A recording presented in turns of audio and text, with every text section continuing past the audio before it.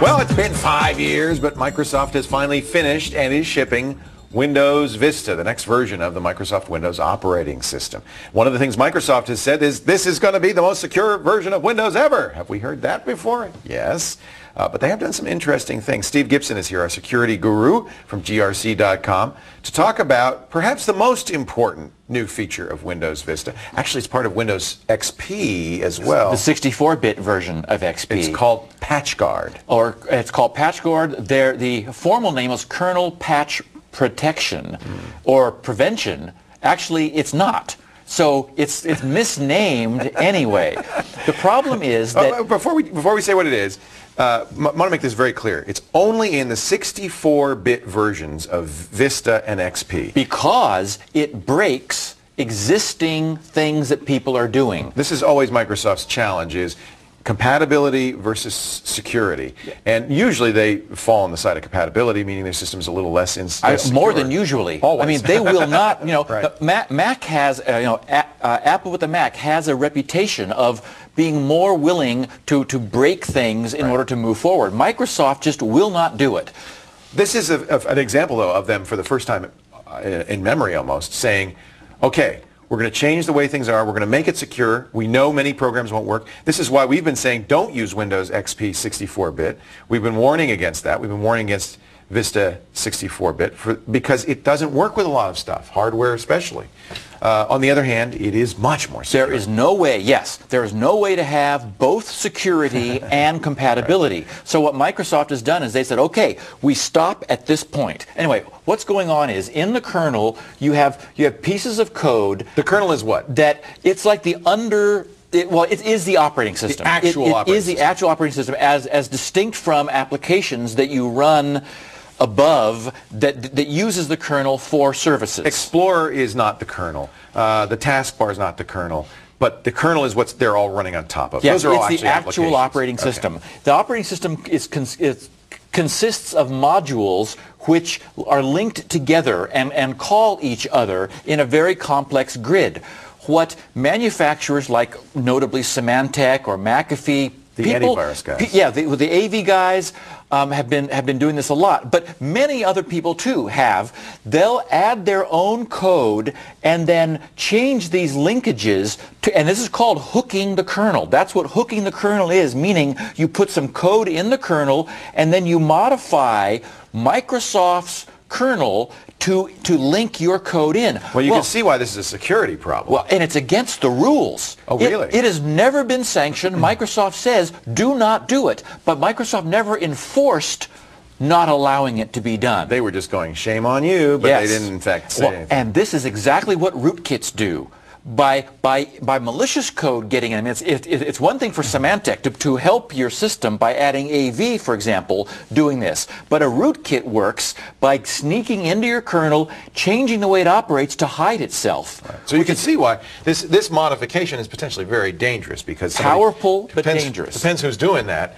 That could be bad stuff sitting there. So what Microsoft has done with this kernel patch protection, prevention, PatchGuard is they've added a timer, a clock, and every 5 to 10 minutes it checks to make sure that this is still pointing where it used to at boot time.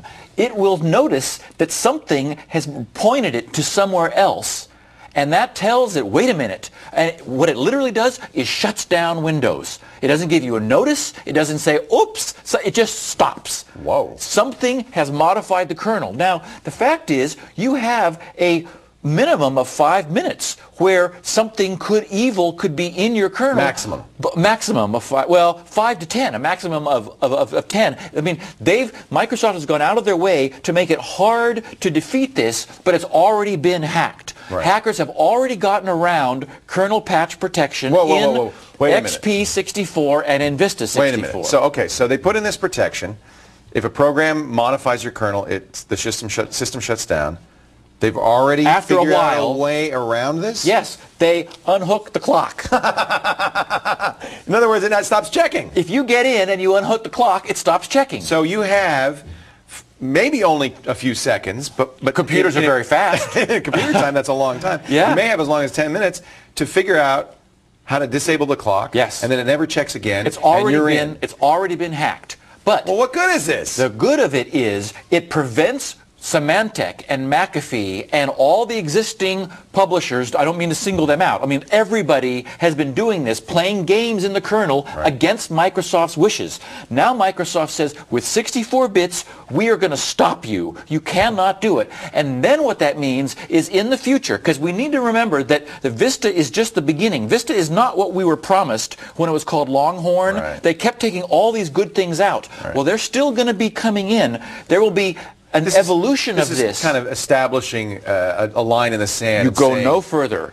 We're going to make this real. And they're saying, we were always saying you cannot do this, So but they didn't enforce it. You're Now saying they're enforcing that it. McAfee, Symantec, all these, ostensibly, good guys won't be disabling the clock. If they do, it's on them. Right. Because Microsoft It's says, on your head. not only did we say no, don't, we kept you from it. Well, because then when they move forward, there is technology that can prevent this in the future. Oh, okay. But not quite yet. Okay, so it's kind of like more like it's a ticking clock. It's a warning. It's a stopgap. It's a warning that we're gonna do this. We are serious now. Thou shalt not modify the kernel. It doesn't have any impact on a bad guy who knows already.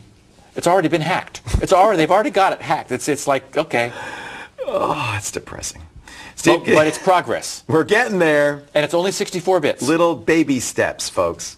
And it's only in the 64-bit, which means most people who run Windows won't be No. seeing this anyway. But not today. But everyone's going to be 64 in the future. It's a way of Microsoft kind of warning its partners. We're it's going to serious. happen. Get ready. Yes. It doesn't happen. It's not happening this time. Without breaking compatibility Right. when they do this, because you have to be compatible. Microsoft is a very big ship, and it takes a while to steer it. I guess the point is it the Exxon Valdez or the Titanic? Steve Gibson is the head honcho over at the Gibson Research Corporation, grc.com. Find out more about grc.com by going there and his great program, SpinRite. The world's best file drive recovery and maintenance tool is there. Also our podcast, Security Now.